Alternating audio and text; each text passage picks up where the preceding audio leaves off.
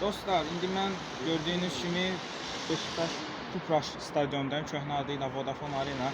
Buranı bizim ölkədəki bir çox stadionla müqayisə eləsək, çünki bir çox stadionda olmuşam, həm Sumqayıtda, həm Azərsun Arenada, Neftçi Arenada, Tofiq Bəhrəmov adına Respublika stadionunda, hətta Bakı Olimpiyadada. Yəni bu stadion ümumiyyətlə həm atmosferinə, həm quruluşuna görə bizim ölkədəki bir çox stadionlara minqat keçir. Çünki həm mix zonasından konferans otağına ki, yəni konferans otağı bəlkə də bizim futbolçuların soyunma geyinmə otağından qat-qat daha böyükdür. İndi bilmirəm, gələcək illərdə bəlkə də bizdə hər hansısa bir inkişaf olduqda ki, hal-hazırda artıq milli oyun olacaq. Gələcəkdə nələr olacaq, nələr baş verəcək bilmək olmaz. Əsasən də media nümayəndələrindən həqiqətən burada çox xüsusi diqqət və önəm yetirdiklərini gördüm.